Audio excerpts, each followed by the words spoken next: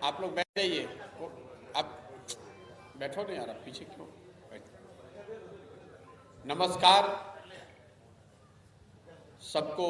सबसे पहले आपके और आपके परिवारजनों को नववर्ष की शुभकामना। इतनी ठंड में आप आए हैं, इसके लिए आपका तहे दिल से आभारी हूँ। आपको धन्यवाद कर रहा हूँ। जैसा कि आपको पता है, 2 अक्टूबर से जन सुराज अभियान के तहत हम लोग ये एक पदयात्रा कर रहे हैं। पश्चिम चंपारण गांधी बितिहरवा आश्रम से ये पदयात्रा 2 अक्टूबर को हम लोगों ने शुरू की है और करीब 100 दिन होने को आ गए। पहले पश्चिम चंपारण में 48 दिन थे, उसके बाद से आपके ज़िले पूर्वी चंपारण में मैं घूम रहा था, बीच में शिवहर भी 8-9 दिन शिवहर में भी था और अभी 5-7 दिन और इस ज़िले में रहूँगा। 15 जनवरी को मैं गोपालगंज पहुँचना है मुझे, तो अभी यहाँ पर 3-4 दिन और रहेंगे। तो इस प्रेस वार्ता में मैं संक्षिप्त में अपनी अभी तक के जो मेरे अनुभव रहे हैं वो आपसे साझा करना चाहता हूँ आपकी अनुमति से, और उसके बाद आप जो भी सवाल जवाब करना चाहें उसका स्वागत है। करीब 100 दिन पैदल चलने के बाद जो बिहार के लोगों से मिलने, सैकड़ों गांव पंचायतों में जाने के बाद जो बात समझ में आ रही है, यहाँ बेरोजगारी और पलायन लोगों की नज़र में सबसे बड़ी बिहार की समस्या आज बेरोजगारी और पलायन है। अब आप ये कह सकते हैं कि इसके लिए गांव में जाने की क्या ज़रूरत है। पैदल चलने से, बिना चले बगैर भी लोगों को मालूम है कि बेरोजगारी बहुत है, पलायन की समस्या बड़ी समस्या रही है दशकों से। लेकिन जब गांव में हम लोग चले हैं तो इसकी विकरालता का, इसके सामाजिक, राजनीतिक, आर्थिक पहलुओं की समझ देखने को मिली। बिहार के ज़्यादातर गांवों में मेरा अपना अनुमान हम लोगों का है कि करीब आधे से ज़्यादा नवयुवक, कामकाज करने वाले एज ग्रुप के जो लड़के हैं वो बाहर मजदूरी करते हैं। मजदूरी करने के लिए उन्होंने अपना गांव, देहात, शहर छोड़कर बाहर के राज्यों में जाकर वो मजदूरी करते हैं। पश्चिम चंपारण में जो स्थिति दिखी, कमोवेश वही स्थिति पूर्वी चंपारण में भी है। दोनों जिलों में जो बाढ़ और कटाव से प्रभावित एरिया हैं, वहाँ पर पलायन की समस्या उन इलाकों के मुकाबले जहाँ बाढ़ नहीं आता है थोड़ी ज़्यादा बदतर है। जहाँ बाढ़ आता है या नदियों के कटाव का मामला है, वहाँ पर तो पलायन की स्थिति बहुत ज़्यादा खराब है। तो सबसे बड़ी समस्या अगर आप मेरे से पूछेंगे, अभी तक लोगों ने जो बताया, जो देखने को मिला, समझ में आया, बेरोजगारी और पलायन। दूसरी जो सबसे बड़ी समस्या है वो है खेती किसानी करने वाले लोगों की। बिहार का एक बड़ा तबका खेती पर निर्भर है। किसानों की यहाँ जो हालत है, कोई भी व्यक्ति, कुछ एक बड़े किसानों को अगर आप छोड़ दें तो वो किसानी करके, खेती करके अपनी जीविका चला ले, परिवार चला ले, ये संभव नहीं दिखता है। ज़्यादातर लोग सब्सिस्टेंस फार्मिंग, जो जीने खाने के लिए जो खेती होती है वही करते हैं, उतना ही उपजाते हैं जिससे उनके बाल बच्चों को खाना मिल जाए। इसकी एक बड़ी वजह यह है कि बिहार में 91%, यह आंकड़ा आपसे साझा कर रहा हूँ, 91% किसान ऐसे हैं जिनके पास 1 हेक्टेयर से कम जमीन है, बिल्कुल मार्जिनल किसान हैं। जो लोग किसानी करते हैं उनकी सबसे बड़ी समस्या बिहार में जल संसाधन की कोई व्यवस्था न होना। या तो लोग बाढ़ से प्रभावित हैं या उनके पास सिंचित भूमि नहीं है, सिंचाई की सुविधा नहीं है। दोनों चंपारण में एक नई बात जो समझ में आई कि यहाँ पर पहले इन जिलों में नहरों की सुविधा थी। बहुत बड़े भूभाग में नहरों का निर्माण था, नहर थे, वहाँ सिंचाई नहरों के जरिए होता था। लेकिन रख रखाव के अभाव में बहुत सारे ऐसे कैनाल जो पहले से बने हुए थे, जहाँ जिनसे खेतों की सिंचाई होती थी, वो बंद पड़ गए हैं या वहाँ से अब सिंचाई की सुविधा नहीं रह गई। जमीन पर इस चीज़ को देखने के बाद हमने इसको बिहार के स्तर पर देखा और समझने का प्रयास किया तो पता चला कि पिछले 10 साल में, और ये आंकड़ा आपको ध्यान रहना चाहिए, पिछले 10 साल में बिहार में सिंचित भूमि, एश्योर्ड इरिगेशन वाली जमीन 11% से कम हो गई है। सिंचाई की सुविधा बढ़ी नहीं है, 11% से वो जो भूमि है वो कम हो गई है। और उसकी एक वजह वो सीधे प्रमाण के तौर पर चंपारण में दिखा कि पहले से जिस जमीन में एश्योर्ड इरिगेशन था, नहर से सुविधा थी, नलकूप की सुविधा थी, वो रख रखाव के अभाव में अब एश्योर्ड इरिगेशन उन जमीन में रही नहीं। दूसरा जो बाढ़ प्रभावित एरिया है वो तो आपको मालूम ही है। पश्चिम चंपारण में जो नेपाल से नदियाँ आती हैं, पूर्वी चंपारण में जो फ्लैश फ्लड जिसको आप कहेंगे, जिसका कॉन्सेप्ट यहाँ नहीं है, जो बरसाती नदी अचानक से नेपाल से आने वाली नदियों में पानी का बढ़ना, नदियों का अपना धारा, अपनी जो अपना रास्ता है उसका बदलना, उससे होने वाले कटाव, ये सामान्य बात हर दूसरे तीसरे पंचायत में आपको देखने को मिलती है। दूसरी जो बड़ी समस्या किसानों के साथ यहाँ पर है वो खाद बीज का समय पर, सही क्वालिटी के खाद और बीज का समय पर न मिल पाना। अभी तो हम को लेकर हाहाकार है। धान जब मैं पहले मैंने चलना शुरू किया तो उस समय धान के लिए लोग यूरिया खोज रहे थे। अभी गेहूं की बुआई हो गई है तो हर गांव में, हर प्रखंड में किसानों ने, उनके परिवारों ने ये बताया कि यूरिया 500 से लेकर 1200 रुपए तक लोगों ने खरीदा है। यूरिया का बड़े पैमाने पर नेपाल शिफ्ट होना, यूरिया के कुछ मात्रा का अवैध शराब को बनाने में इस्तेमाल होना, और इन दोनों के ऊपर यहाँ के अफसरों का या जो खाद के व्यवसाय में जुड़े हुए लोग उनके द्वारा कालाबाजारी, ये तीनों का संयुक्त परिणाम है कि लोगों को खाद समय पर नहीं मिल रहा है। जो मिल भी रहा है तो 500 से 1200 रुपए तक उनको पैसा देना पड़ रहा है। जो नेपाल से जितना लगता हुआ एरिया, जो जितना सीमावर्ती है, जितना नेपाल के करीब है, उतना ज़्यादा यूरिया की किल्लत है। तीसरी जो सबसे बड़ी बात है कि अगर सिंचाई की सुविधा न होने के बावजूद, खाद बीज न मिलने के बावजूद, किसान जो यहाँ फसल पैदा कर रहा है उसका उचित भाव न मिल पाना। दोनों ही चंपारण में गन्ने की खेती एक बहुत बड़ा लोगों के लिए कैश क्रॉप, आमदनी का साधन था। चीनी मिलों के बंद हो जाने से गन्ने की खेती करने वाले लोगों की संख्या में बहुत कमी आई है। शिवहर में भी ये दिखा। लेकिन जो उससे बड़ी समस्या है कि जो मिल चल भी रहा है, जो गन्ना उत्पादन हो भी रहा है, तो तीनों जिलों में मुझे जो समझ में आई बात कि अभी 3 तरह के गन्ना का उत्पादन लोग कर रहे हैं। उसमें जो कैटेगरी 1 है गन्ना, जिसको मिल वाले कैटेगरी 1 कह रहे हैं, जिसको प्राथमिकता के आधार पर जिसकी खरीद होती है अच्छे दाम पर, वो दाम भी यूपी के मुकाबले 60 रुपये क्विंटल कम है। और गन्ने की खरीद में जो हेराफेरी है, जो जालसाजी है, उसका कोई समाधान नहीं है। हर ट्रेलर पे करीब 5 से 7, 8, 10 क्विंटल तक वजन में हेराफेरी है।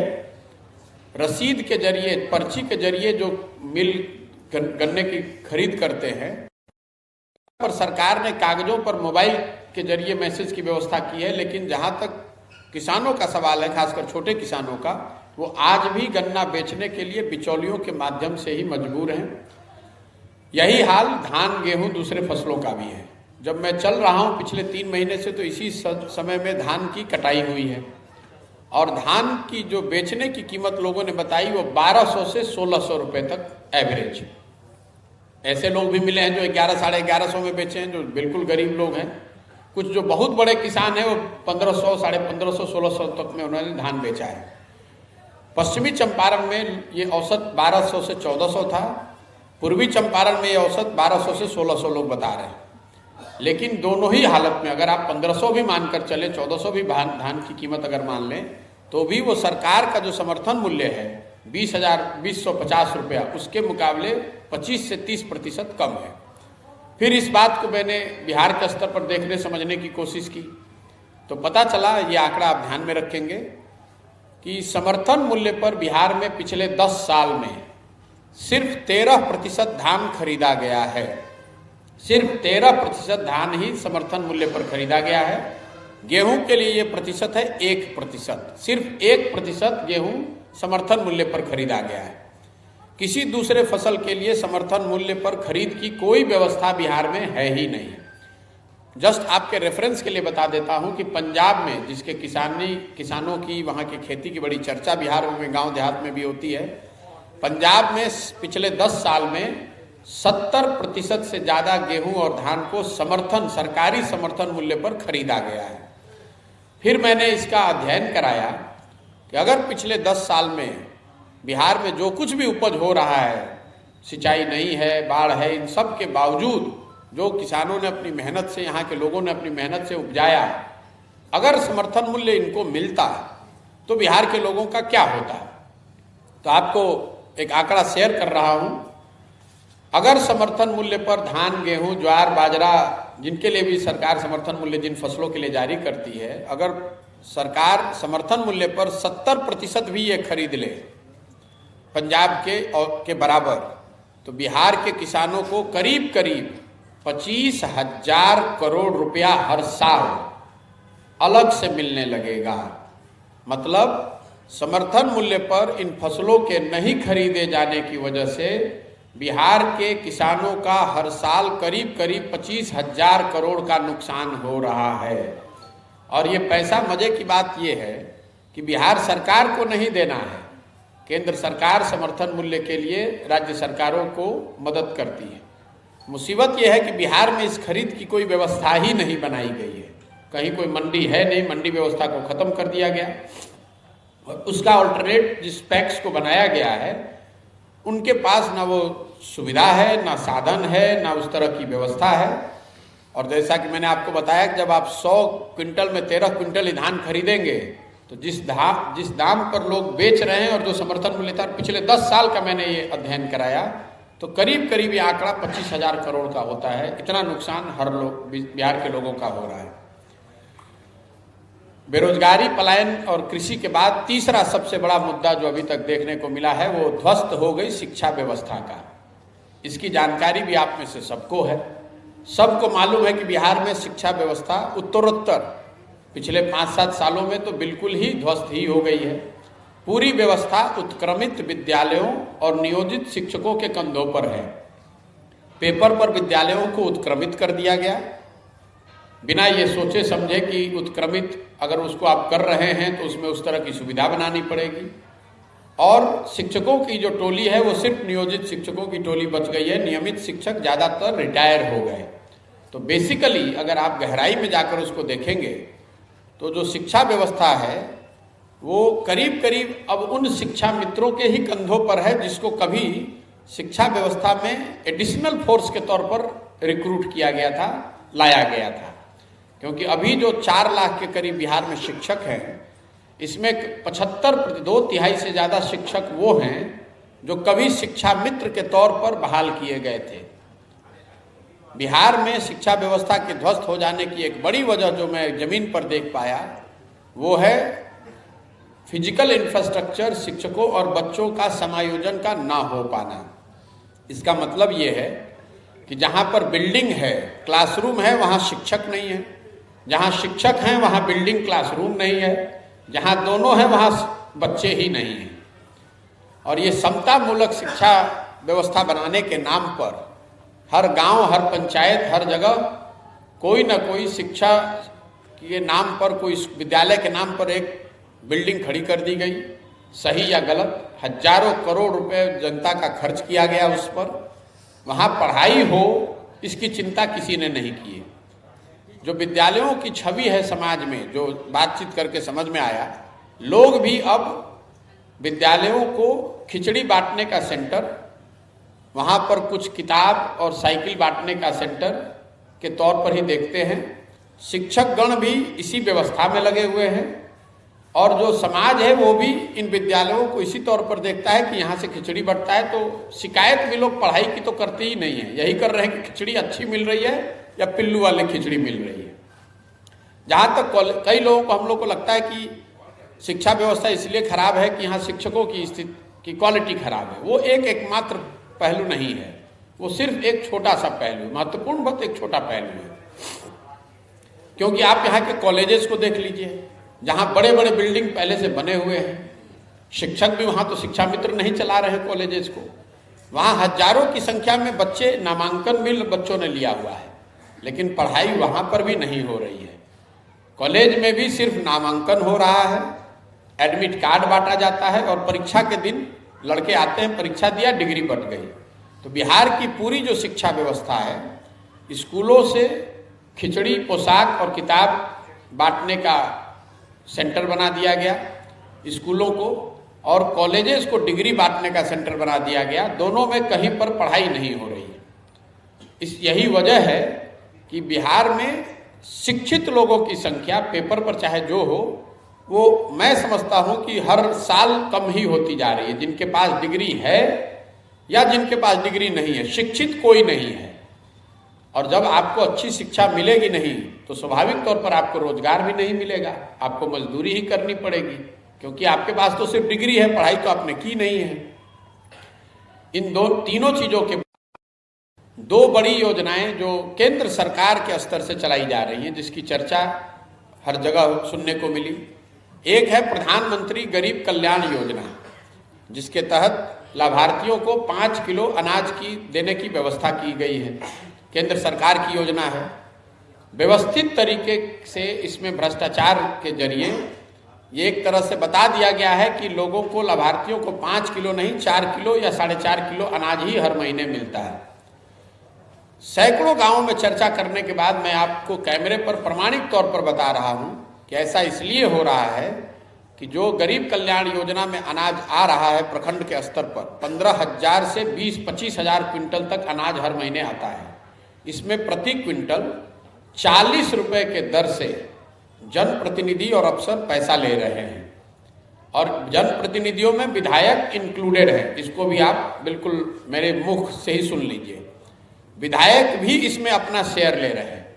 तो भाजपा की सरकार जो देश में गरीब कल्याण योजना चलाकर अपना पीठ थपथपा रही है, उनके ही विधायक, क्योंकि चंपारण में ज्यादातर विधायक तो भाजपा के ही हैं, उनके ही विधायक उस गरीब कल्याण योजना के अनाज से 40 रुपए प्रति क्विंटल का जो पीसी काटा जा रहा है उसमें हिस्सेदारी ले रहे हैं, और ये बिल्कुल व्यवस्थित तरीके से किया जा रहा है। दूसरी बड़ी योजना जो केंद्र सरकार की चल रही है वो है आवास के लिए। पहले जिसको हम लोग इंदिरा आवास कहते थे, अभी वो प्रधानमंत्री आवास योजना है। गांव देहात में चलने के बाद मैं बहुत विश्वास से इस बात को कह सकता हूं कि ज्यादातर लोग आज भी लाभार्थी के तौर पर वही लोग मिले जिनको इंदिरा आवास योजना के तहत 20,000 रुपया पहले मिला था। आजकल की जो योजना है जिसमें 1,40,000 लाभार्थियों को इंदिरा आवास के लिए मिलना है, उसके लाभार्थी भी मिले लेकिन कम संख्या में। उसमें 25,000 से 40,000 रुपए तक हर व्यक्ति को पैसा देना है, और वो भी सिस्टमेटिक तरीके से पूरी व्यवस्था बनी हुई है। प्रधानमंत्री आवास में आपका नाम जोड़ा जाए, इसके लिए 1,000 रुपए से वो शुरू होता है। नाम आगे भेजा जाए उसके लिए 2,000 होना चाहिए। आपके घर के सामने साथ खड़े होकर पिक्चर खींचा जाए उसके लिए अलग किस्त है। तो ये पूरी व्यवस्था बनी हुई है जिसमें जनप्रतिनिधि, पंचायत और ब्लॉक के स्तर के जो पदाधिकारी इसमें जुड़े हुए हैं, कुल मिलाकर 3 किस्तों में से 25 से 40 हजार रुपया लोग बता रहे हैं कि वो दे रहे हैं। जहां पर जनप्रतिनिधि पैसा नहीं ले रहे हैं वहां पर भी जनप्रतिनिधियों ने भी बताया कि हम पैसा नहीं ले रहे हैं तो भी लाभार्थियों को 20 से 25 हजार रुपया अफसरों को देना ही पड़ता है। अफसर का जो हिस्सा है उसको तो देना ही देना है। 25,000 लगेगा कि 40,000, ये इस पर निर्भर है कि जनप्रतिनिधि जो लोकल है वो कितना पैसा इसमें ले रहा है। कुछ जगह पर जरूर जो जनप्रतिनिधि हैं वो पैसा नहीं ले रहे हैं या कम ले रहे हैं, लेकिन अफसर का जो शेयर है वो तो फिक्स है, उसको 20,000 से 25,000 रुपए मिल रहा है।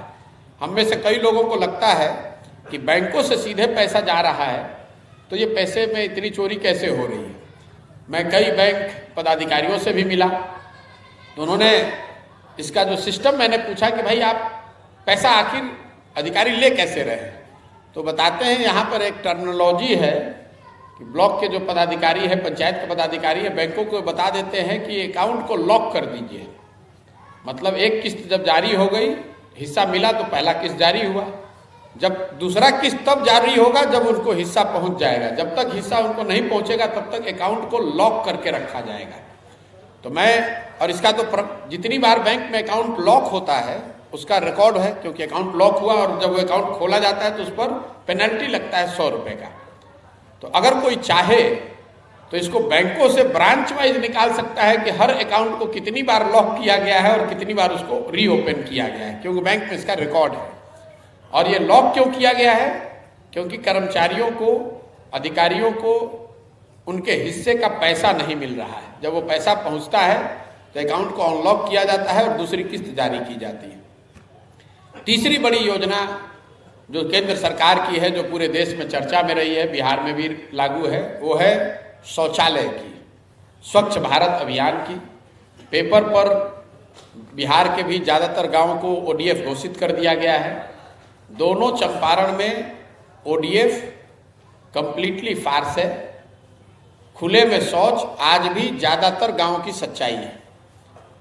मैं पैदल ही चल रहा हूं तो बहुत कम ही ऐसे गांव ऐसे मिले हैं जहां पर गांव से निकलते हुए आपको नाक पर गमछा नहीं बांधना है। खुले में शौच हर जगह सच्चाई है। और लोग बता रहे हैं कि ये हर घर में जो शौचालय की योजना है, इसमें 2000 प्रति लाभार्थी पैसा लिया गया है। पैसा 2000 रुपये दे दीजिए, 12000 रुपये आपको शौचालय बनाने के नाम पर मिल गए। शौचालय आपने बनाया नहीं बनाया, उसका इस्तेमाल कर रहे हैं नहीं कर रहे हैं, इसकी कोई ना इस पर किसी ने चिंता की है, ना इस पर कोई कार्रवाई हुई है। और ये पैसा भी बड़े पैमाने पर अधिकारियों के स्तर पर लिया गया है। इसमें जनप्रतिनिधियों की इतनी भागीदारी नहीं रही है। शौचालय का पैसा लोग बता रहे हैं कि सीधे तौर पर अधिकारियों ने लिए है। इसका भी अगर सरकार चाहे तो जो भी डीएम रहे हैं, हम लोग कहते हैं कि भाई कैसे पकड़ा जाएगा, जिसने भी ओडीएफ कराया है, जिसके कार्यकाल में ओडीएफ हुआ है, उस पर कार्रवाई होनी चाहिए। कि अगर इतने बड़े पैमाने पर आपने पैसे बांटे, ओडीएफ घोषित करा दिया और वहाँ पर शौचालय बने ही नहीं तो किस, और जहाँ तक मेरी जानकारी है पूरे बिहार में किसी भी कर्मचारी पर ओडीएफ शौचालय के अंतर्गत कोई कार्रवाई नहीं की गई है। 3 ये जो बड़ी सरकार की, केंद्र सरकार की योजना चल रही है। इसके बाद चौथी एक योजना जो बिहार सरकार की भी बड़ी भूमिका है, उसमें हो मनरेगा की।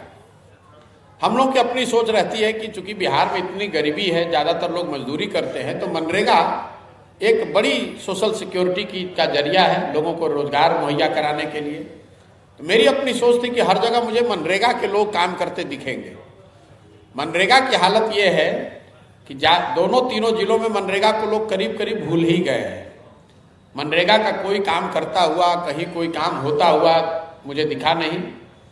जब मैंने उसको देखा समझने के लिए कि भाई मनरेगा में कोई काम क्यों नहीं हो रहा, तो पता चला कि बिहार के स्तर पर बिहार सरकार का मनरेगा यूटिलाइजेशन है 40%। मतलब 100 रुपया अगर बिहार सरकार को मनरेगा के जरिए मजदूरी या रोजगार देने के लिए दिल्ली से मिल सकता था, तो बिहार सरकार ने सिर्फ उसमें 40 रुपया, एग्जैक्टली 39 रुपया लिया है, 39% लिया है। और उसमें भी जिस जिले में आप बैठे हैं, पूर्वी चंपारण में मनरेगा का यूटिलाइजेशन है 33%, बिहार में सबसे कम। ये उस राज्य और उन जिलों की स्थिति है जहां लोग रोजी रोजगार के लिए 10,000 रुपये के लिए अपना घर परिवार छोड़कर महीनों तक देश के किसी कोने में जाने को तैयार हैं।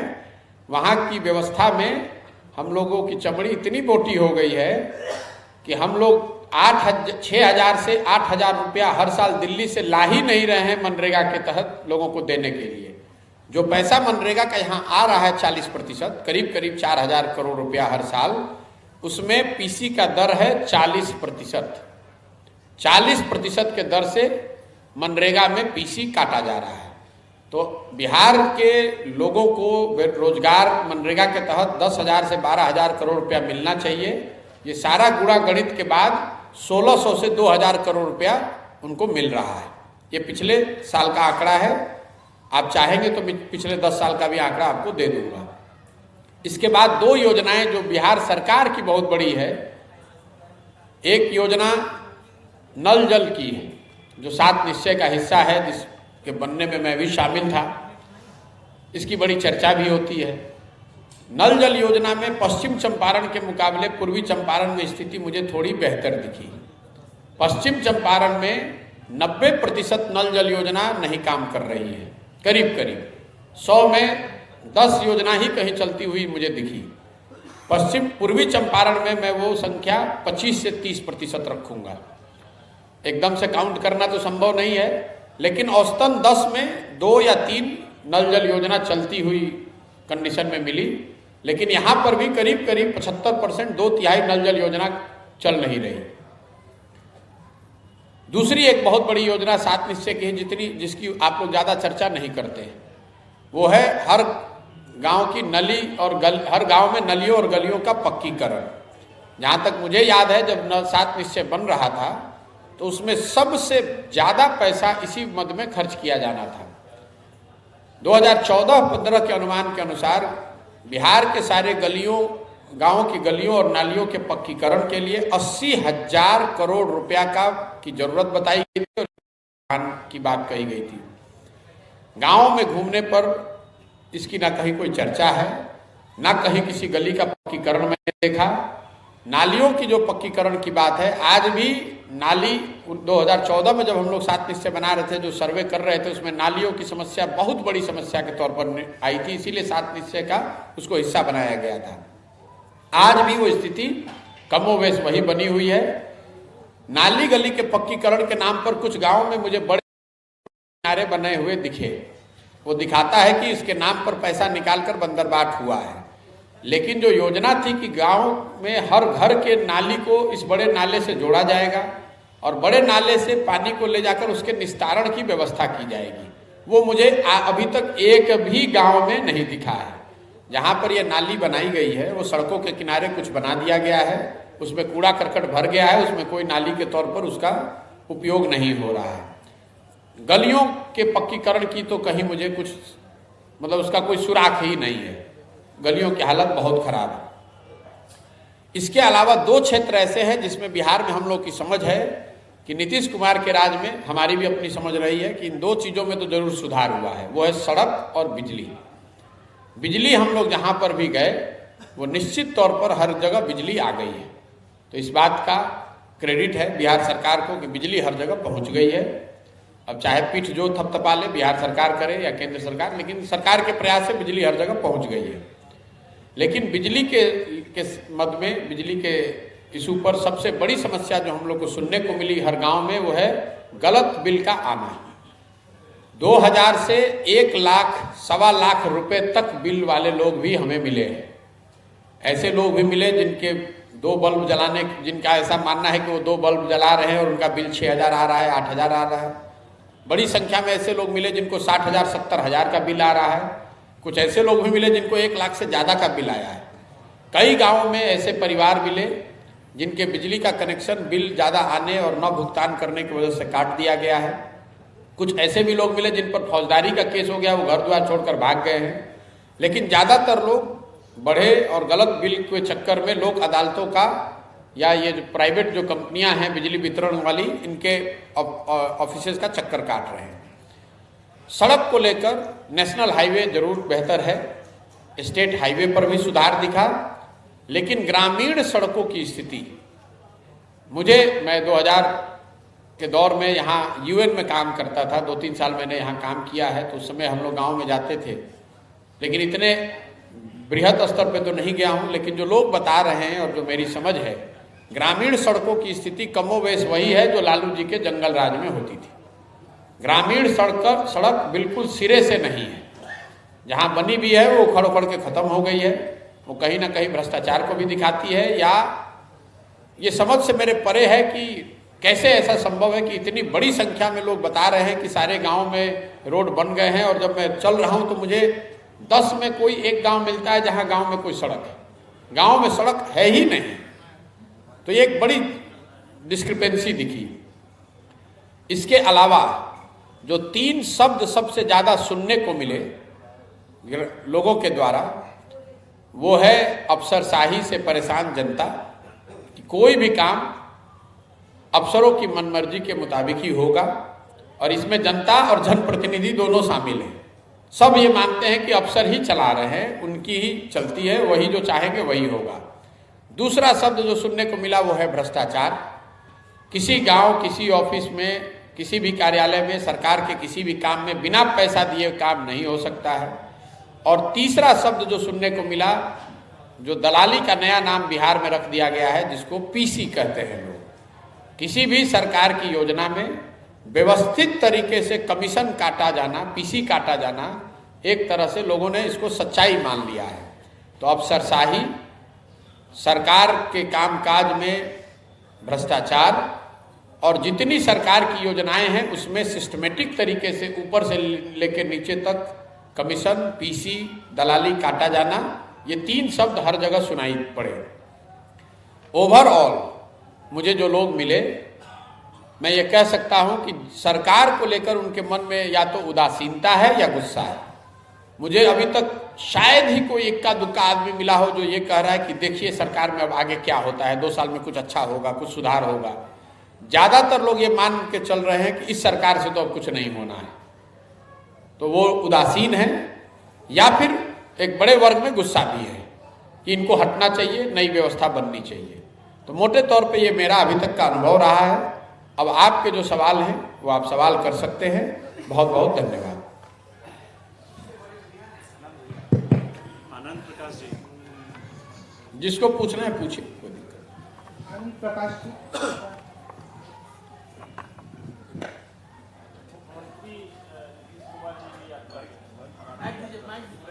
दोनों में आप कितना आपकी यात्रा में और उनकी यात्रा में जा रहा हो, और राहुल जी भी है, 3 यात्राएं चल रही हैं, तो उसमें आप अपनी यात्रा को देखिए, मुख्यमंत्री जी पे की यात्रा पर पहले मैं जवाब देता हूं, चूंकि बिहार से हम लोग का, बिहार के परिप्रेक्ष्य में हम लोग बात कर रहे हैं। मुख्यमंत्री जी यात्रा का जो बेसिक डेफिनेशन है, जो परिभाषा है यात्रा की, मैं ये बात समझ ही नहीं पा रहा हूं कि आप जिले में आकर एक प्रशासनिक मीटिंग को यात्रा क्यों कह रहे हैं। आप गाड़ी से चल नहीं रहे हैं, पैदल चल नहीं रहे हैं। आप पटना से आए, परिसदनों में आप बैठे, अफसरों के साथ समीक्षा बैठक की, 1-2 जगह पर साइट, और फिर वापस पटना चले गए, फिर वहां से आए दूसरे जिले में चले गए। तो यात्रा का जो एक बेसिक परिभाषा है उसको यात्रा क्यों कहते हैं? ये तो मुख्यमंत्री का काम ही है, जो भी जनप्रतिनिधि है उसको प्रशासनिक समीक्षा को यात्रा न कहा जाए, तो उसको मैं यात्रा मानता ही नहीं। लेकिन एक बार को परिभाषा की बात हटा भी दें तो नीतीश कुमार जी इतने विद्वान व्यक्ति हैं, इतने अनुभवी व्यक्ति हैं, इसीलिए शायद रोज कहते हैं कि किसी को कुछ पता है। ये नीतीश कुमार का नया तकिया कलाम है। जो अगर पत्रकार पूछ दे, कोई समाज का आदमी पूछ दे, तो कहते भाई किसी को कुछ पता है, इसको कुछ आता है। तो आप देख ही रहे हैं कि हम लोग जैसे आदमी जो जिसको कुछ नहीं आता है, पश्चिम चंपारण की स्थिति या पूर्वी चंपारण की स्थिति समझने में मुझे 50 दिन लग रहे हैं। फिर भी मैं ये नहीं दावा कर सकता हूँ कि मुझे पूर्वी चंपारण की सारी बातों की जानकारी है। नीतीश कुमार जी ने 4 घंटे में पूरा पश्चिम चंपारण का यात्रा खत्म कर लिया और पूर्वी चंपारण में करीब 15 मिनट का समय उन्होंने बिताया है। तो दोनों मिला दीजिए तो 5 घंटे में 1 करोड़ लोग रहते हैं दोनों चंपारण मिलाकर, और 1 करोड़ लोगों के बीच की यात्रा उन्होंने 5 घंटे में पूरी कर ली। तो ये आपके विवेक पर है कि भाई ये कितनी बड़ी यात्रा है, क्या कर रहे हैं। तो ये मेरी टिप्पणी है। नीतीश कुमार जी, ये जरूर सुखद बात है कि कम से कम चलिए यात्रा के नाम पर ही सही बंगले से निकले तो सही। नहीं तो नीतीश कुमार जी अब सरकार ऐसे चलाते हैं, सुबह में उठे, और पुराने समाजवादी लीडर हैं तो बहुत लंबे समय तक पेपर पढ़ते हैं, बिहार के सारे अखबारों को पढ़ते हैं बहुत लंबे समय तक, 1-1.5 घंटा। हम तो साथ में ही रहे हैं तो जानते हैं इस बात को। पेपरों को पढ़कर ही सरकार चलाते हैं। जो पेपर में छपा कुछ बात उनको दिखी तो वहीं से फोन करेंगे अधिकारियों को, बताएंगे भाई देखो ये गलत हो रहा है, ये सही हो रहा है। दोपहर में 1-2 समीक्षा बैठक करते हैं, फिर शाम को बैठ के राजनीति की बात करते हैं। तो कम से कम वहाँ से निकलकर कोई प्रयास कर रहे हैं, आकर समीक्षा कर रहे हैं, तो उसका मैं स्वागत करता हूँ। लेकिन इसके साथ साथ जो बात मैंने पहले कहा है कि अगर यात्रा करना है तो नीतीश कुमार जी को अपने चुने हुए गांव में, चुने हुए उनके अधिकारियों द्वारा चुने हुए पंचायत में जाकर 1 दिन चलना चाहिए। गाड़ी से ही चले, सुरक्षा के साथ चले।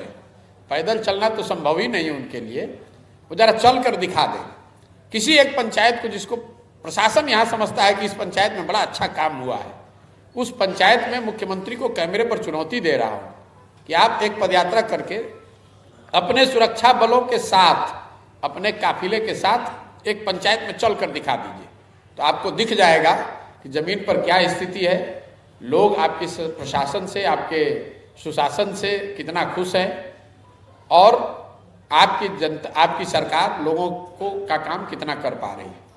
जहां तक आपने राहुल जी की यात्रा के विषय में बताया, तो ये बहुत बड़े लोग हैं।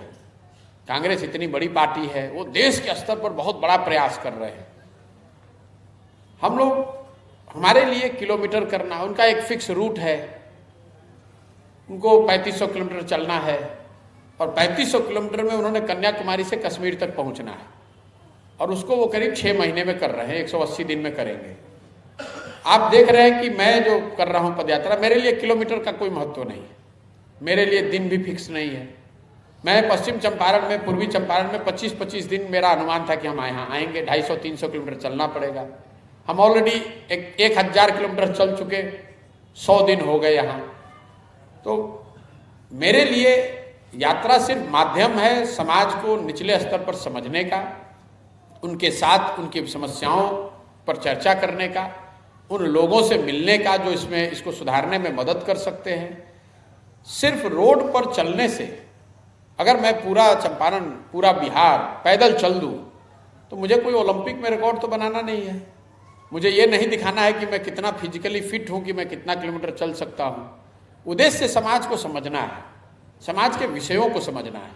उद्देश्य ये है कि इसको सुधारने के लिए कुछ योजना बनाई जाए, कोई कार्यक्रम बनाया जाए, उन लोगों को के विचारों को सुना जाए जो इनसे प्रभावित हैं, जो इसकी सुलझाने में मदद कर सकते हैं। तो इन यात्राओं में जमीन आसमान का फर्क है। और तीसरी एक जो महत्वपूर्ण बात मेरे नज़रिए से है, बहुत लोगों के नज़रिए से नहीं है, मैं ऐसा समझता हूं कि जीवन में आप कुछ भी, उसमें ईमानदारी और शुद्धता बहुत जरूरी है।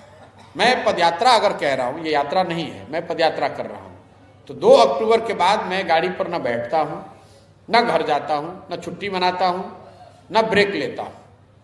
यात्रा ये कंटिन्यूअस यात्रा है, मतलब एक बार शुरू किया है तो जब खत्म करेंगे तभी रुकेंगे। ऐसा नहीं कि आज 1 जनवरी आ गया तो 2 दिन फिर दिल्ली चले गए, फिर वापस आए और वहां से यात्रा शुरू की। ऐसा भी नहीं कि कुछ दूर गाड़ी पर चले, फिर गांव आ गया तो उतर के पैदल चलने लगे। अब इन बातों का कोई राजनीतिक महत्व नहीं है कि भैया अगर मोटरसाइकिल पर बैठ के गाड़ी पर चल के 4 गांव घूम लीजिएगा तो उसमें दिक्कत क्या है, पदयात्रा तो चल ही रही है, बगल गांव में मोटरसाइकिल बैठ के चल के देख लीजिए, मतलब कुछ नहीं है उसका। लेकिन किसी काम को करने के पीछे एक सोच है, एक शुद्धता होनी चाहिए। हम लोग छठ का व्रत करते हैं, अगर आप घर में जाकर 1 घूंट पानी पी लीजिएगा तो आपको कौन रोक रहा है, लेकिन आप व्रत इसलिए कर रहे हैं कि आपकी भावना है कि उस व्रत की ताकत ही इससे है कि आप कितनी शुद्धता से इसको करते हैं। तो मैं समझता हूं कि जो मैं कर रहा हूं यहाँ पर, मैं बहुत छोटा व्यक्ति हूं, राहुल गांधी इतने बड़े आदमी हैं, कांग्रेस इतनी बड़ी पार्टी है, हमारी तो कोई पार्टी नहीं, हम तो समाज में काम कर रहे हैं। और नीतीश कुमार 17 साल के यहाँ के मुख्यमंत्री हैं, तो मेरे से उनकी तुलना तो बिल्कुल नहीं हो सकती। हम तो समाज में घूम रहे हैं, समझने का प्रयास कर रहे हैं, 3 उद्देश्य लेकर चले हैं। समाज को ये बताएं कि भाई अगर बिहार को सुधरना है, जो हम लोग की दुर्दशा है, तो इसके लिए समाज के लोगों को, बिहार के लोगों को अपने और अपने बच्चों के लिए खड़ा होना पड़ेगा। कोई नेता, कोई दल, कोई इसको आकर ठीक नहीं कर सकता है। दूसरा, अगर लोग तैयार हो जाएं तो उनको गलत लोगों को न चुनना पड़े, इसलिए सही लोगों को समाज से निकालें ताकि एक बेहतर विकल्प उनके साथ सामने हो। और तीसरा, कि अगर जनता सही लोगों को चुन भी ले तो एक योजना हो जिस पर सब मिलकर काम करें। तो यही पदयात्रा का उद्देश्य है कि गांव-गांव जाकर लोगों को समझाना, उनको जागृत करना, ये बात बताना कि आप अपने और अपने बच्चों के भविष्य के लिए सही लोगों का चुनाव कीजिए। दूसरा, सही लोगों को समाज से निकालना, उनको एक साथ लोकतांत्रिक प्लेटफॉर्म पर लाना ताकि एक बेहतर विकल्प बनाया जा सके। और तीसरा, हर पंचायत के विकास के 10 साल का योजना बनाना। सिर्फ रोड पर चलने से नहीं होगा, हर पंचायत की मैं योजना बनवा रहा हूँ 10 साल का। और योजना का मतलब वहाँ के समस्याओं का समाधान नहीं है। ऐसा नहीं कि उस पंचायत में योजना में, विकास की योजना में ये लिख देंगे कि वहाँ पर सड़क बनाई जाएगी, सड़क टूटी हुई है। ये तो समस्या का समाधान है, ये तो लिखा ही जाएगा। हर पंचायत के लिए मैं ये योजना बनाकर जारी करूँगा कि उस पंचायत में बच्चों के लिए गुणवत्तापूर्ण शिक्षा की व्यवस्था कैसे की जाएगी। योजना बनाकर जारी करेंगे कि वहां पर खेती किसानी करने वालों की आमदनी को कैसे बढ़ाया जाएगा। हर पंचायत के लिए योजना बनाकर जारी करेंगे कि उस पंचायत में 500 से 1000 लोगों को नया रोजगार कैसे दिया जा सकता है। पदयात्रा जब खत्म होगी तो हर पंचायत के, बिहार के हर नागरिक को ये अवसर होगा कि वो इसको देखे, समझे, अच्छा लगे तो अपनाए, ना अच्छा लगे तो फेंक दे। तो मेरे पदयात्रा का उद्देश्य बिल्कुल अलग है। सर एक सवाल है, आप नीतीश जी के काफी करीब रहे, कई लोगों के करीब, आपने रणनीतियां बनाई, उनको जिताया भी, और ये तमाम जो कुव्यवस्थाएं हैं जिनकी चर्चा अभी आपने की, पीसी की और भी बहुत तरह की समस्याओं की, जो धरातली समस्या है, आपके मन में उस समय कभी नहीं आया कि इन समस्याओं के बारे में भी इनसे बताया जाए? नंबर 1। नंबर 2, आज जो आप पश्चिमी चंपारण की धरती से आज पूर्वी चंपारण तकरीबन 100 दिन की आपकी यात्रा पूरी हो चली है, तो क्या लगता है आपके मन में क्या चल रहा है? लगता है कि इन समस्याओं को जनता समझ पा रही है और आप इन यात्राओं से उन समस्याओं का निवारण कर पाएंगे? पहली बात, ये सवाल लोग कहते हैं कि भाई आप पहले भी इनके साथ थे, नीतीश जी के साथ थे, तो पहले क्यों नहीं बताया? ये ठीक बात है। और अगर उस समय उनके साथ थे तो आज उनके विरोध में या उनके ही सरकार के विरोध में क्यों खड़े? ये सही सवाल है, पूछा जाना चाहिए, लोग पूछते भी हैं। तो पहली बात तो आप ये समझिए कि जिस भूमिका में मैं था 2014-15 में, पहली बार बिहार में 40,000, आपने यहाँ इतने दिन से आप पत्रकारिता कर रहे हैं तो आपको मालूम होगा कि यहाँ दल घोषणा पत्र जारी करते हैं। पहली बार 2015 में 40,000 गाँव में सर्वे करा के 7 निश्चय की योजना बनाई गई। तभी मुझे मालूम है कि नाली गली सबसे बड़ी समस्या है। जब हम लोग गांव में गए तो देखे कि भाई यहाँ चापाकल उसी के साथ घर के सामने गड़ता है जिसका रसूख है, पैसे वाला है, इसलिए हर घर नल की जल की योजना बनाई गई। तो उस समय ये कहा गया कि यहाँ बेरोजगारी पलायन बहुत बड़ा मुद्दा है, इसलिए हर बेरोजगार को बिहार में 1000 रुपये स्टाइपेंड महीना मिले। ये 7 निश्चय का पहला निश्चय था। बिहार में बच्चों को पढ़ने की व्यवस्था हो, इसके लिए स्टूडेंट क्रेडिट कार्ड दूसरा निश्चय था। अब ये जो सारी योजनाएं बनाई गई, बनाने में उस समय जो मेरी भूमिका थी उसको बनवाया, उसको इम्प्लीमेंट करने के लिए बिहार विकास मिशन की परिकल्पना भी कराई, लेकिन उसको करने की जिम्मेवारी उस समय की चुनी हुई सरकार, नीतीश जी की सरकार की थी, महागठबंधन की सरकार की थी। मैं तो छोड़कर यहाँ से चला गया, जो काम करता था मैं, जहाँ चुनाव जीते वहाँ से हम चले जाते हैं। ये बात आप जरूर कर सकते हैं कि उस समय अगर आप नीतीश जी की शिकायत नहीं कर रहे थे तो आज क्यों कर रहे हैं? तो ये ज़्यादा महत्वपूर्ण सवाल है। नीतीश कुमार जी 14-15 के नीतीश कुमार और 21-22 के नीतीश कुमार में जमीन आसमान का फर्क है। प्रशासक के, राजनेता के तौर पर और एज ए ह्यूमन बीइंग, मानवता के आधार पर, ये 3 पहलू, इसको एकदम समझिए कायदे से।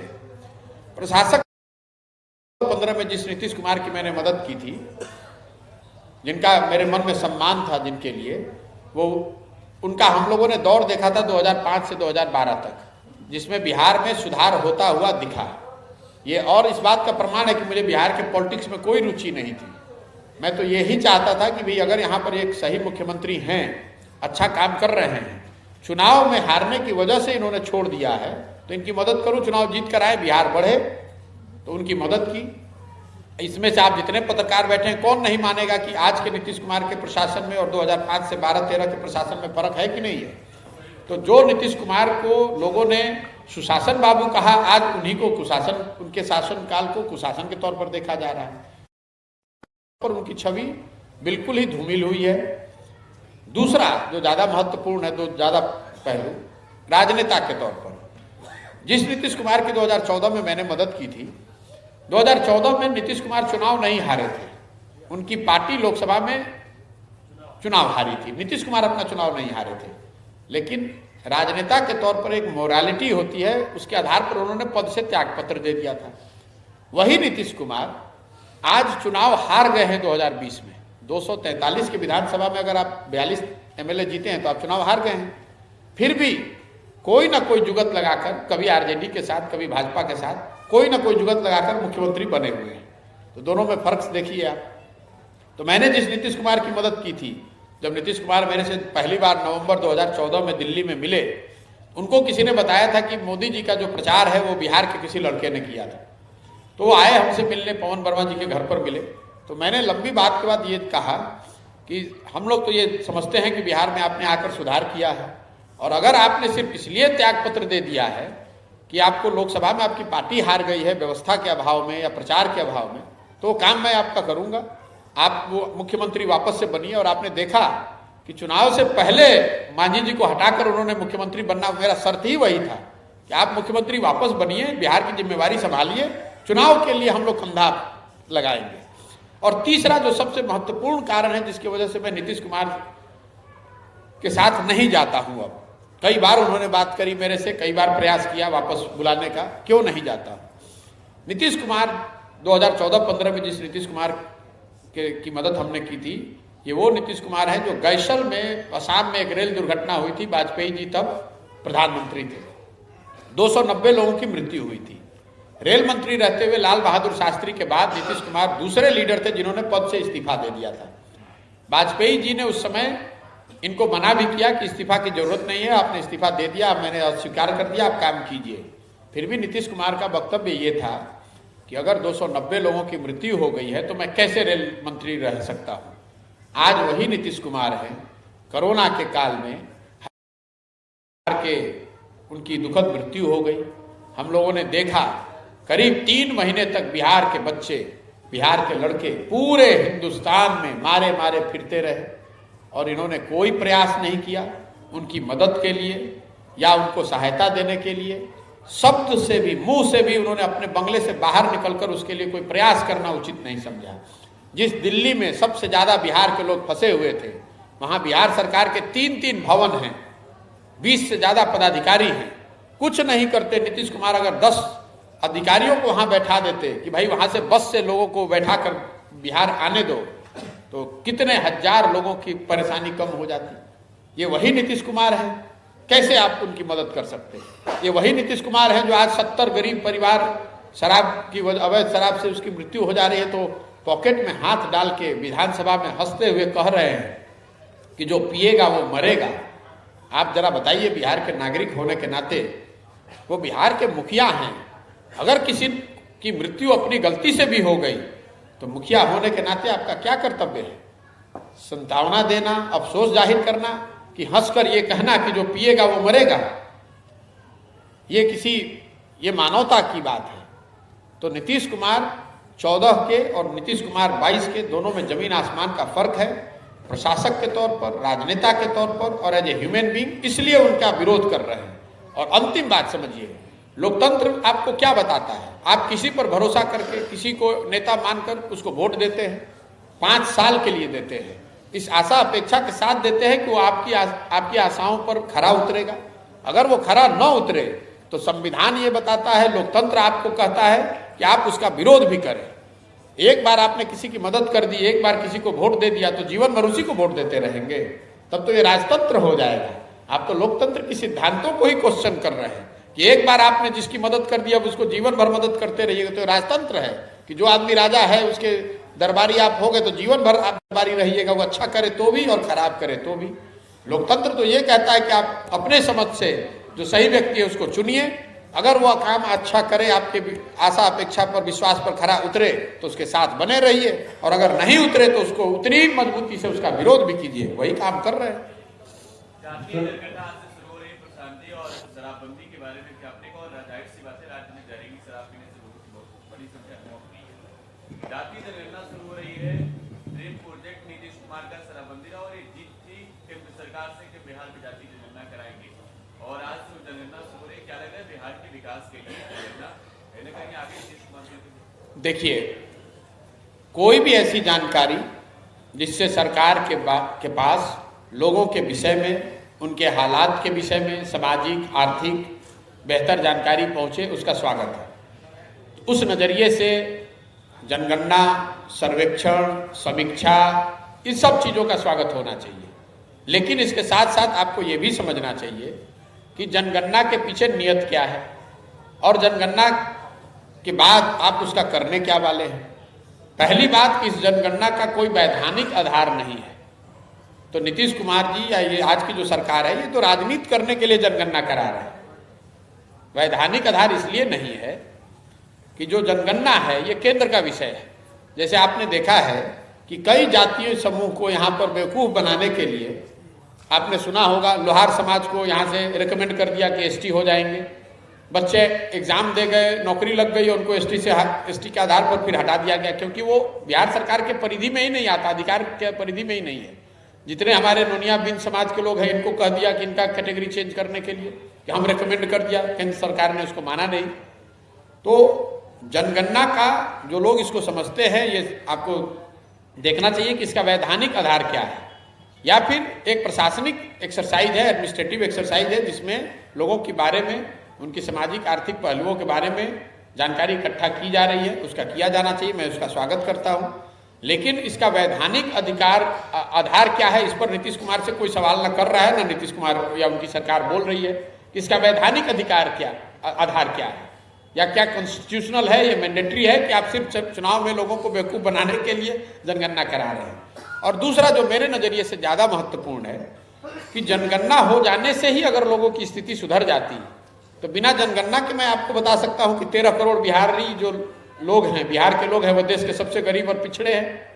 आप उनकी स्थिति सुधार दीजिए, इसके लिए नई जनगणना क्या जरूरत है? तो रोज सर्वे आ रहा है कि हम लोग विकास के सभी पैरामीटर पर सबसे पीछे हैं, तो उसको सुधारने से आपको कौन रोक रहा है? दलितों की जनगणना देश की आज़ादी के बाद से हो रही है, और दलित आज भी समाज के सब आर्थिक सामाजिक तौर पर सबसे पिछड़े, सबसे निचले पायदान पर लोग हैं। तो सिर्फ जनगणना, समाज को ये समझने की बात है कि सिर्फ जनगणना हो जाने मात्र से आपकी स्थिति नहीं सुधरने वाली। अगर उसका वैधानिक आधार हो भी जाए, तो पहली बात कि इसके पीछे नियत क्या है ये समझिए। दूसरी बात, इसका वैधानिक आधार है कि नहीं, इस पर सरकार को स्पष्टता से अपनी बात रखनी चाहिए। और तीसरा, अगर इसको आपने करा भी लिया तो आपके पास योजना क्या है? आप तो आज 10 वर्ष से हम लोग देख रहे हैं, दलितों को आपने दलित महादलित किया। महादलित में आपने शुरुआत की 4 वर्गों से, अब सारे दलित को ही आपने महादलित कर दिया और उनकी स्थिति वही बनी हुई है। तो लाइब्रेरी में बैठ के, पुस्तकालय में बैठ जाने मात्र से आपके पास दुनिया की सारी किताब आप रख दी जाए तो आप आइंस्टीन थोड़े ना हो जाइएगा। किताब को पढ़ना भी पड़ेगा, आप में वो विद्वता भी होनी चाहिए, समझ भी होनी चाहिए। तो जनगणना वही है, लोगों के आंख में धूल झोंकने का प्रयास है, समाज को बांटने का प्रयास है। जैसे दलित महादलित करके आपने बांटा, अति पिछड़ा में एनेक्सर 1, एनेक्सर 2, कभी एनेक्सर 2 को उठा के 1 में डाल देते हैं, 1 को उठाकर एसटी में डाल देते हैं। जो उस समाज के लोग हैं, जरा जाकर देखिए तो कि क्या उनकी स्थिति सुधरी है।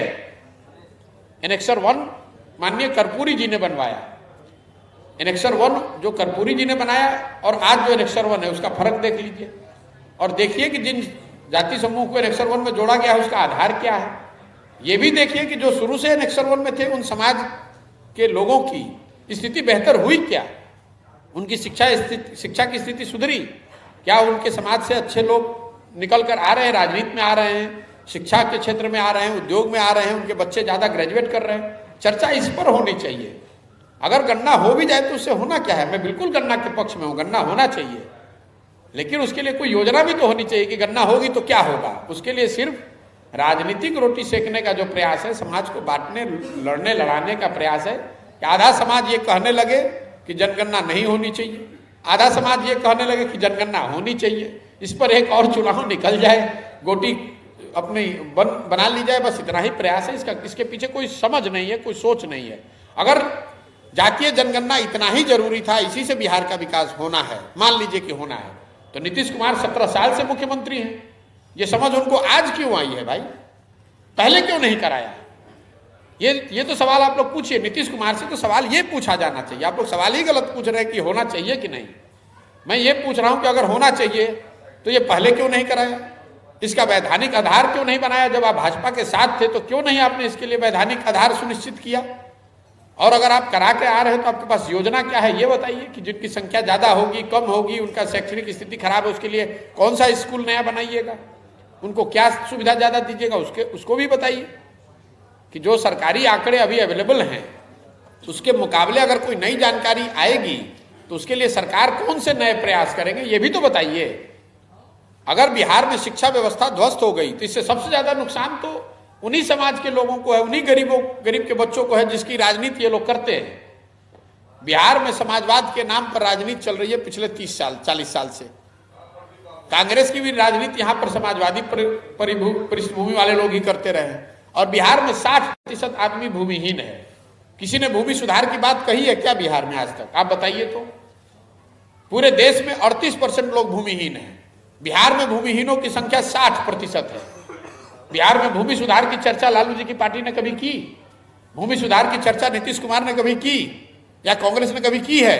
और ये लोग समाजवाद की बात कर रहे हैं, ये दबे कुचलों की बात कर रहे हैं, ये भूमिहीनों श्रमिकों की बात कर रहे हैं।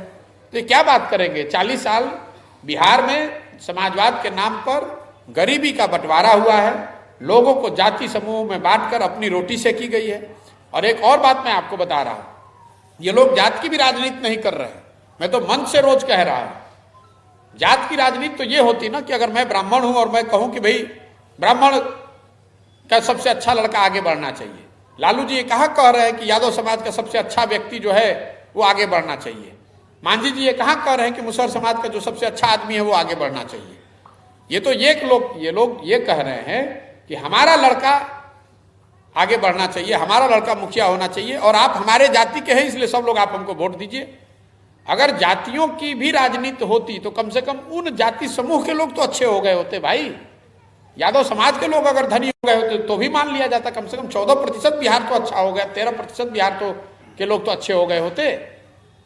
तो ये तो जात के नहीं राजनीति है, ये तो परिवार और स्वार्थ की राजनीति है। जाति का इस्तेमाल किया जा रहा है अपने परिवार की और स्वार्थ की राजनीति को मजबूत बनाए रखने के लिए। संजय मिश्रा, सच्चाई न्यूज से। मेरा सवाल है सर कि सबसे पहले मैं आपको बधाई देता हूं, इतना मेहनत इतना लगन से आप अपना पद यात्रा कर रहे हैं। समाधान यात्रा नीतीश जी निकाले हैं, यानी वो भी मान रहे हैं कि समस्या है। 17 साल के मुख्यमंत्री हैं। एक नारा आपके द्वारा दिया गया था, बिहार में बाहर है नीतीश कुमार है, और बिहार में बर्बादी है नीतीश कुमार है। तो कहीं ना कहीं उसका आपको ग्लानि होता है क्या कि कब इनका मदद किया था, बिहार को इन्होंने बर्बाद कर दिया।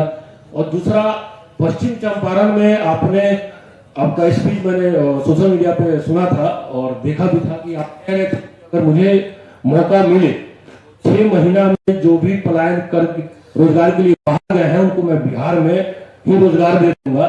तो ये भी एक, जैसे और नेता लोग रोजगार के नाम पे जुमला फेंकते हैं, तो ये भी एक जुमला था कि वाकई आप सीरियस थे या ये स्लिप ऑफ टंग था? क्योंकि 6 महीना में क्या पॉसिबल है सर इतने लोगों को बिहार के अंदर में ही रोजगार दे देना? चलिए पहले सवाल का जवाब देता हूं, नारों को थोड़ा और ध्यान से पढ़िए। नारा था बिहार में बाहर हो, है नहीं।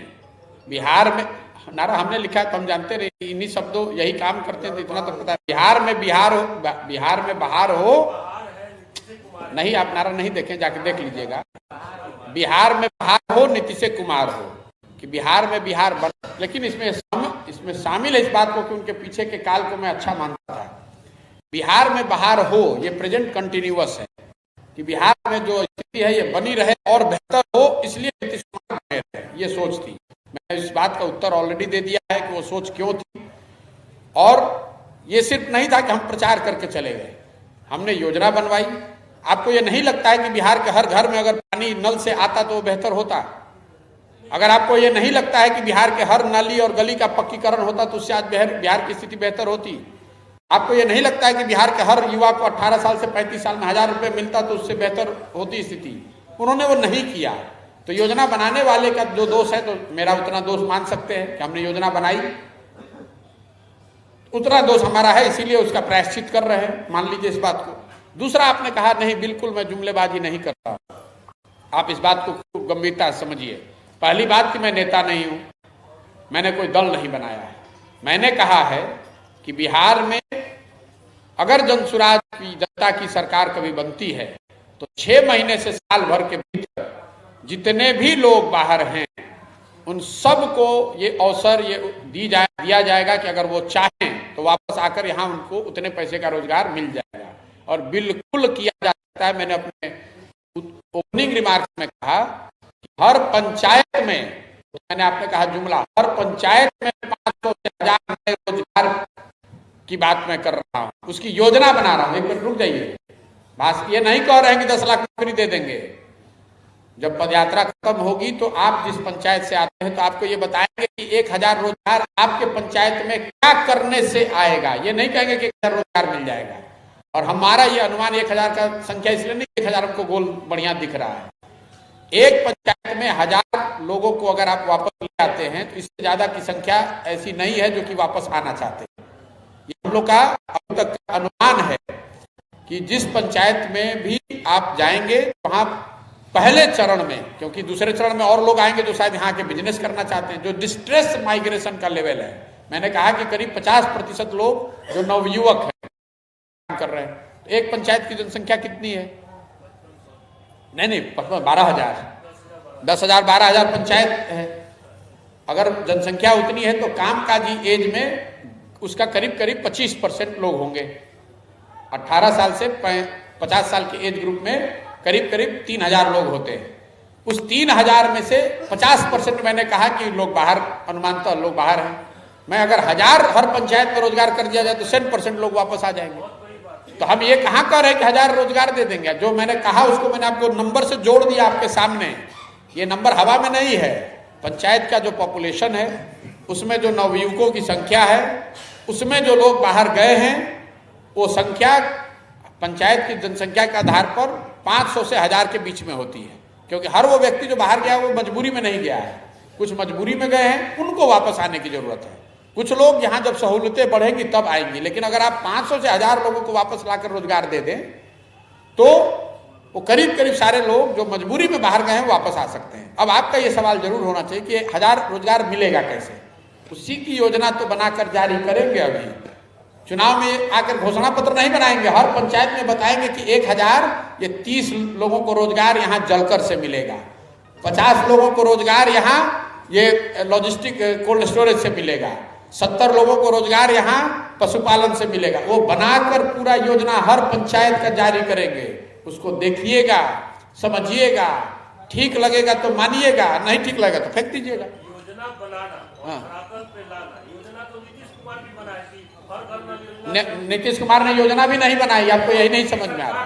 नहीं, नीतीश सरकार ने नहीं बनाई, आपकी मदद से बनाई, उन्हीं की सरकार में। आप बात ही नहीं समझ रहे। आप सरकार को बहुत बड़ा मानते हैं।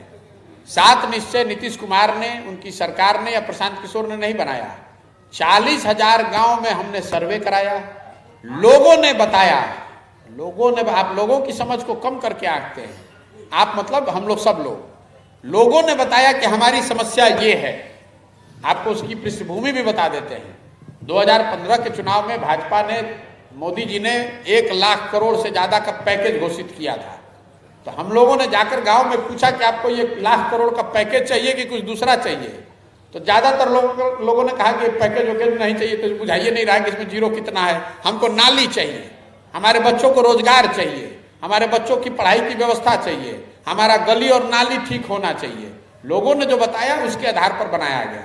आप ये कह रहे हैं कि जो योजना आपने ही बड़ा अच्छा बनवाया वो इम्प्लीमेंट नहीं हुआ, तो इसका मतलब है कि फिर योजना नहीं बनाई ही ना जाए। नया, और सिर्फ मैं योजना नहीं ना बना रहा हूं, मैंने 3 बात कही। जनता को जागृत करना कि सही लोगों का चुनाव हो, योजना बनाने और इम्प्लीमेंट करने की जिम्मेवारी अच्छे लोगों की है तो अच्छे लोगों को चुनकर लाना, और साथ साथ इस योजना को उसके साथ जोड़ना। योजना जब, और अब चूंकि आपने बात उठाई है इम्प्लीमेंटेशन की, तो आपको ध्यान होना चाहिए कि 2015 में मैंने बिहार विकास मिशन की परिकल्पना भी की थी। यह भी परिकल्पना की गई थी कि पंचायत से लेकर मुख्यमंत्री के ऑफिस तक 10,000 से ज्यादा प्रोफेशनल्स देश विदेश से इन विषयों के विशेषज्ञों को वापस बिहार में लाया जाएगा और सरकारी तंत्र से जोड़कर इसको इम्प्लीमेंट किया जाएगा। मैं यहाँ से चला गया, बिहार विकास मिशन बना, उसको बंद कर दिया, या ऐसे नाम के लिए चल रहा है किसी दूसरे निगम की तरह। तो हुआ क्या? नल के जल योजना तो अच्छी है, उसको कराने की जिम्मेवारी आपने ऐसे लोगों को दे दी जिसको कोई समझ ही नहीं है, जिसका इंटरेस्ट ही है कि इसको लूटना है इसमें से। अगर आपने होशियार लोगों को लाया होता, उन विषयों के जानकार को लाया होता तो काम हो पाता। तो अगर आप इम्प्लीमेंट नहीं कर पाए, इसीलिए तो आपका विरोध हो रहा है। वित्तीय वर्ष 2021-22 का जो रिपोर्ट आया है, केंद्र सरकार ने जारी किया है, बिहार को तीसरा स्थान पर रखा है, पहला अरुणाचल प्रदेश है। किस चीज में? विकास दर मेरे भाई ऐसा है, राजस्थान है। सुनिए, सुन लीजिए मेरी बात। आप इकोनॉमिक्स तो थोड़ा बहुत जरूर समझते होंगे।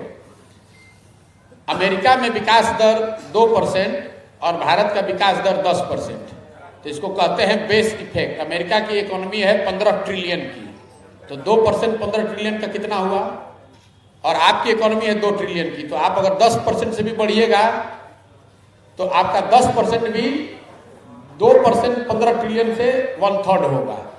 तो बिहार का जो बेस है वो इतना कम है कि आप आज से 40 वर्ष पहले भी देश के सबसे गरीब और पिछड़े राज्य थे, और आज भी देश के सबसे गरीब, सबसे पिछड़े, सबसे ज्यादा अशिक्षित, सबसे ज्यादा भुखमरी, सबसे ज्यादा बेरोजगारी वाला राज्य बिहार ही है। 28वें नंबर पर। जब मैंने बात बिहार की शुरू किया था तो यही बात समझाने की कोशिश की थी कि आप अपने सोए हुए थे, जग गए। इसका मतलब ये थोड़ी है कि आप दौड़ने लगे, लोग तो दौड़कर बहुत आगे निकल गए। बिहार में आप समझ लीजिए इस बात को, 1990 में जब लालू जी मुख्यमंत्री बने तो प्रति व्यक्ति आय, एक आंकड़ा, चूंकि आपने इकोनॉमिक आंकड़ा उठाया है, प्रति व्यक्ति आय के हिसाब से बिहार का नंबर था 28, मतलब आप देश में सबसे निचले स्तर पर थे। 2005 में जब नीतीश कुमार मुख्यमंत्री बने तो भी बिहार प्रति व्यक्ति आय के हिसाब से 28 पर ही था, और आज भी आपके सारे ये आंकड़ों के बाद भी देश में प्रति व्यक्ति आय के हिसाब से आप 28वें नंबर पर ही हैं, एक पायदान भी ऊपर नहीं बढ़े हैं।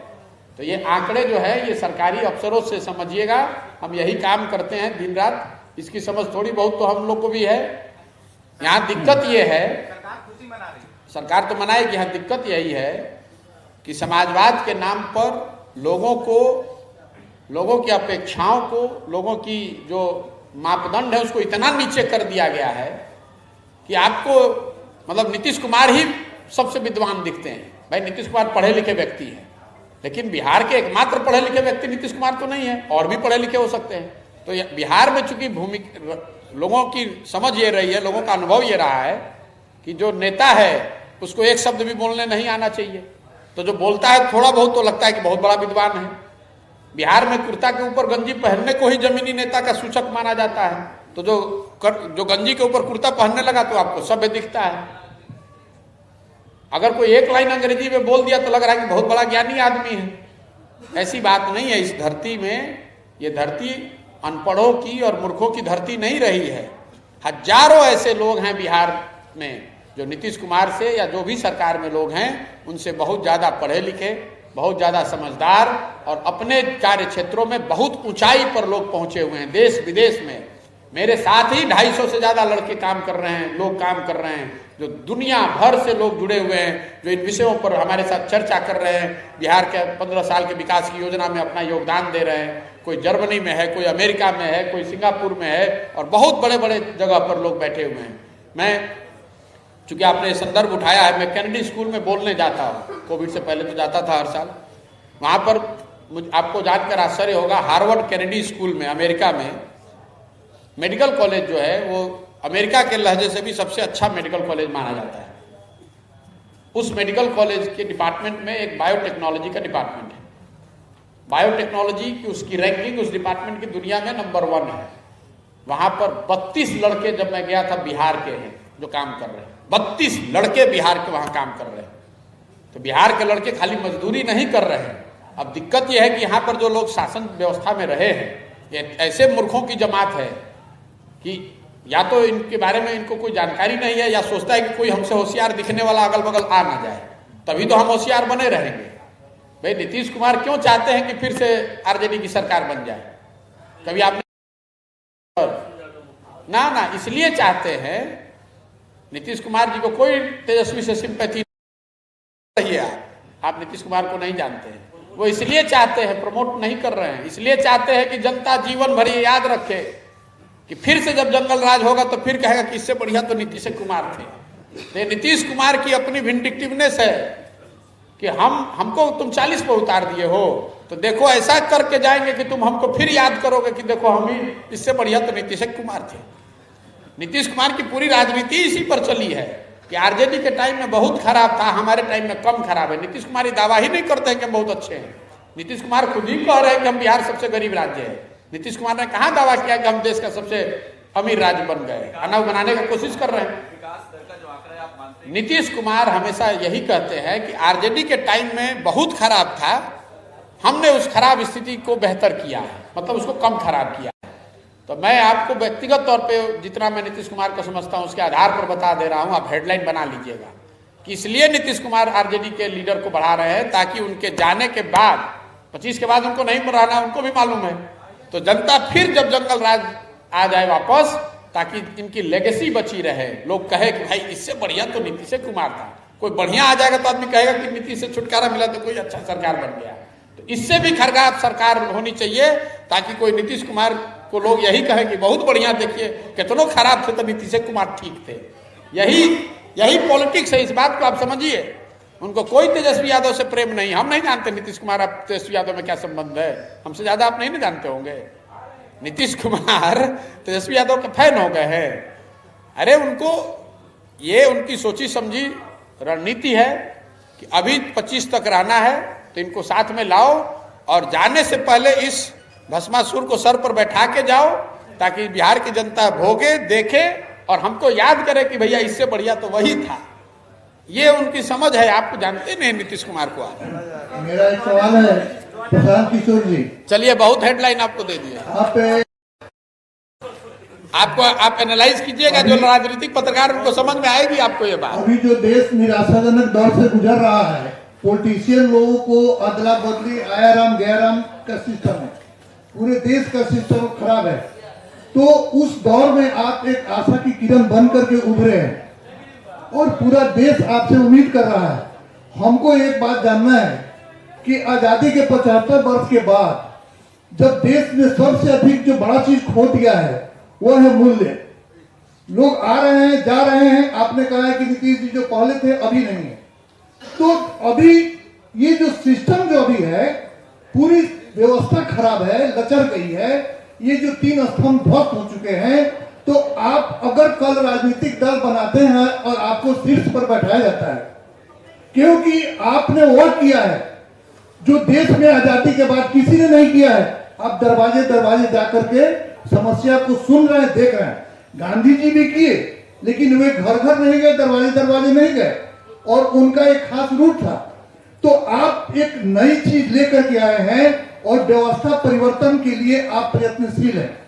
तो मूल्यों को पुनर्स्थापित करने के लिए आपके पास क्या कार्य योजना है? देखिए, आपने बहुत गंभीर सवाल उठाया है। यूजुअली पत्रकार पूछते नहीं, लेकिन मेरे इंटरेस्ट का विषय है क्योंकि कोई पूछता नहीं है। 10 साल तक हमने जो काम किया और देश में उस विधा में जितने बड़े स्तर पर किया जा सकता है, भगवान की कृपा से करने का अवसर मिला है। अपनी जो भी समझ थी, माता पिता का आशीर्वाद रहा है, भगवान की कृपा रही है, मेहनत करके उस जगह बनाई, किया, सफलता मिली। लेकिन मैंने वो अनुभव किया, दलों के साथ, नेताओं के साथ काम करके ये अनुभव किया कि जब नेता और दल जीतते हैं तो ये जरूरी नहीं है कि उससे व्यवस्था बदल जाए, उससे लोगों का भला हो जाए। इसीलिए जब उस मई 2021 को मैंने रिटायरमेंट या उस काम को छोड़ने की घोषणा की है, तो उस विधा में मैं शिखर पे था। पंजाब, बंगाल और तमिलनाडु जीतने के बाद तो मैं चाहता तो 20 वर्ष वही काम करता, इसीलिए उस काम को छोड़ा। फिर 1 साल तक ये पूरे मंथन के बाद, सोचने समझने के बाद, मैंने जीवन के लिए, अपने जीवन के लिए तय किया है कि नहीं, ये आएंगे जो आज़ादी से पहले कांग्रेस की व्यवस्था थी, गांधी जी की व्यवस्था थी, जिसमें समाज का हर वो व्यक्ति जो आज़ादी के लिए, देश के लिए कुछ करना चाहता है, वो उस व्यवस्था से जुड़कर अपना योगदान दे पाता था, परिवार, जाति, धर्म से ऊपर उठकर।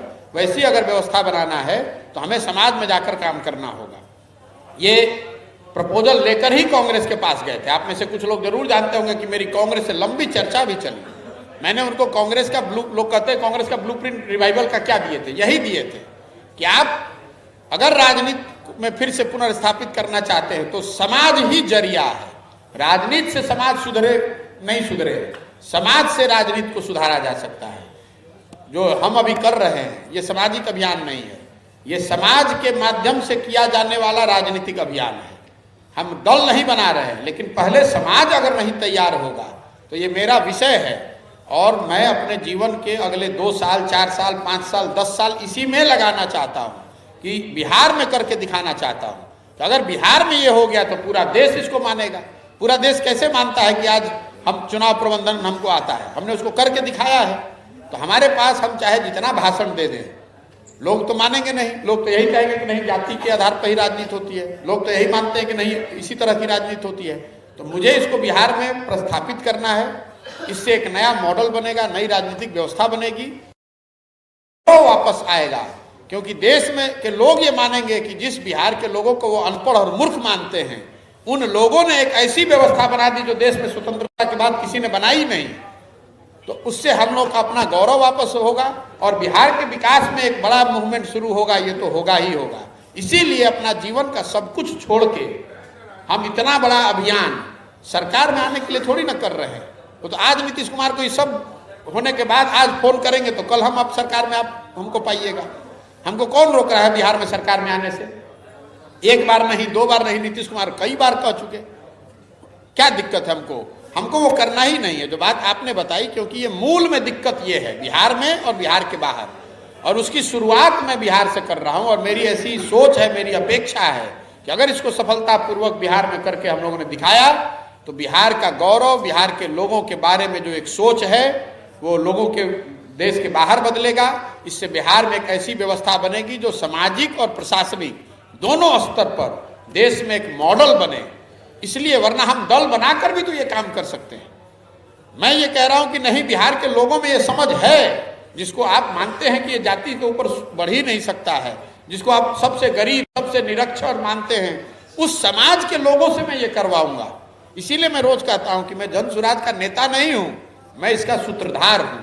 मेरी जिम्मेवारी है कि इसको समाज को समझाकर, चाहे जितनी मेहनत करनी पड़े। ये फर्श पर काई लगी हुई है, फर्श नहीं टूटा है। काई को छुड़ाना है तो उसको बैठ के रगड़ कर छुड़ाना पड़ेगा। बिहार की जमीन में, बिहार के लोगों में वो ताकत है, वो समझ है। देश के 2000 साल के इतिहास में 1500 साल तक तो देश की राजनीति इसी जमीन से चली है।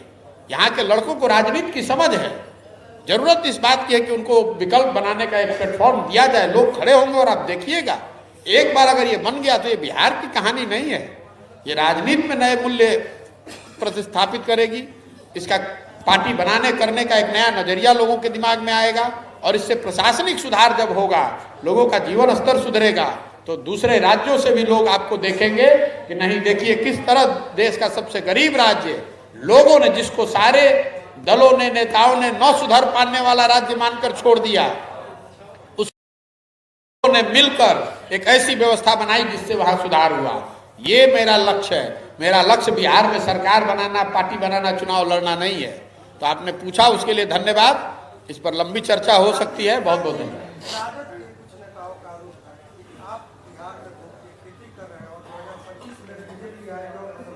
चलिए, राजद के नेताओं पर क्या कमेंट कीजिएगा। जो लोग 15 साल तक जंगल राज के द्योतक रहे हैं, वो लोग आज उनमें इतनी दृढ़ता है कि वो कह रहे हैं बिहार में सुशासन की बात। तो ये तो बिहार का दुर्भाग्य है, बिहार के लोगों का दुर्भाग्य है कि किसी दूसरे राज्य में किसी ने अगर 15 साल वैसी व्यवस्था चलाई होती तो उस दल का नामो निशान मिट गया होता। वो लोग आज खड़े होकर कह रहे हैं कि हम बिहार में अच्छा राज कायम करेंगे। कोई ये पूछने वाला नहीं है कि आप 15 साल तक आपके पास पूरे बिहार की कमान थी, आपने बिहार को रसातल में पहुंचा। आज आप नए पैदा हुए हैं, आज आपको नई जानकारी हुई है। राजद के लोगों की टिप्पणी पर क्या टिप्पणी करनी है?